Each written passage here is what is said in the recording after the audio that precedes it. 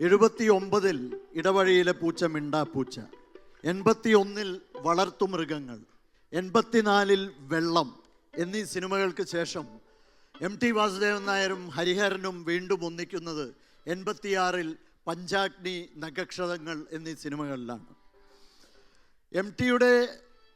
MT തിരക്കഥ എഴുതി സംവിധാനം ചെയ്ത ബന്ധനം എന്ന സിനിമയ്ക്കും അതുപോലെ IV ശശി MT വാസുദേവൻ നായർ കൂട്ടുകെട്ടിലുള്ള അക്ഷരങ്ങൾ എന്ന സിനിമയ്ക്കും ONV ഗാനങ്ങൾ എഴുതിയിട്ടുണ്ട്. പക്ഷേ ഹരിഹരൻ MT വാസുദേവൻ നായർ കൂട്ടുകെട്ടിൽ ആദ്യമായി പാട്ടുകൾ എഴുതുന്നത് 86-ൽ പഞ്ചാഗ്നിക്കും നഖക്ഷതങ്ങൾക്കുമാണ്.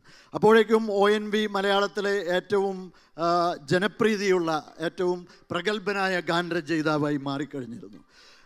പഞ്ചാഗ്നി, നഖക്ഷതങ്ങൾ എന്ന സിനിമയ്ക്ക് വേണ്ടി ONV വരികൾ എഴുതി.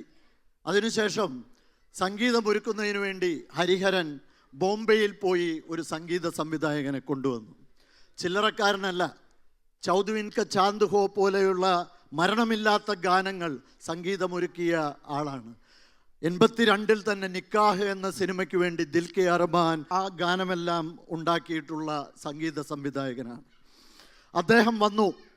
ONV എഴുതിയ വരികളുടെ അർത്ഥം ഹരിഹരനിൽ നിന്നും മനസ്സിലാക്കി അദ്ദേഹം ഹാർമോണിയം എടുത്ത് മീട്ടി. സാഗരങ്ങളെ പാടിയുണർത്തിയ സാമഗീതമേ.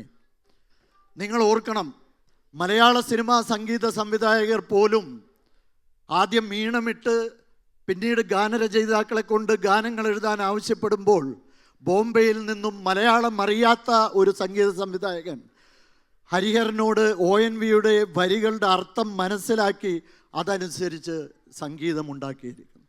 ആരായിരുന്നു ആ സംഗീത സംവിധായകൻ? 1980-കളുടെ രണ്ടാം പകുതിയിലും 90-കളുടെ ആദ്യ പകുതിയിലും മലയാള സിനിമാ സംഗീതത്തിൽ ഒരു കുളിർത്തന്നലായി വീശിയടിച്ച രവിശങ്കർ ശർമ്മ എന്ന ബോംബെ രവി ONV കൂട്ടുകെട്ടിലുള്ള ഗാനങ്ങൾ ആരെയും ഭാവഗായകനാക്കും.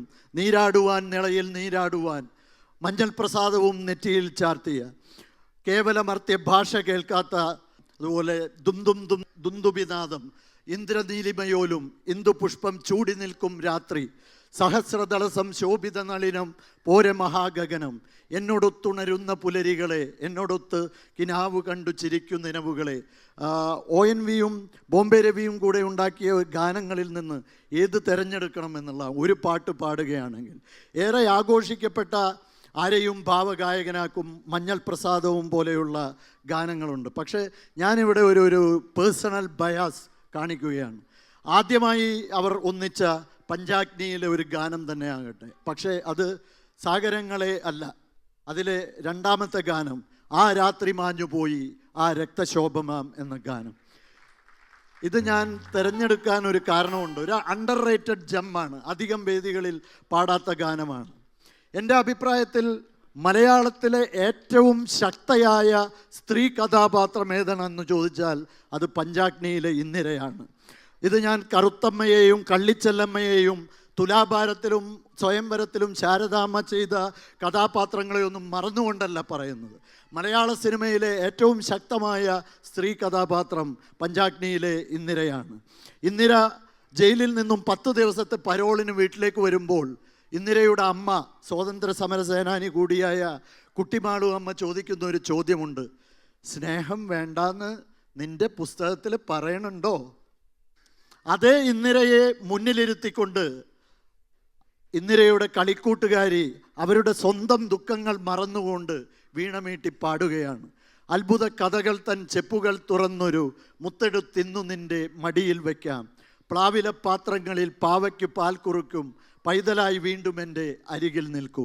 ചിത്രചേച്ചി പാടിയിട്ടുള്ള അതിമനോഹരമായ ഗാനമാണ്. ചിത്രചേച്ചി ഭാവതീവ്രമായി പാടിയിട്ടുള്ളൊരു ഗാനമാണ്. നമ്മൾ കേൾക്കാൻ പോകുന്നത് ഒരു ONV ബോംബെ രവി ജം. Over to you Aneesha.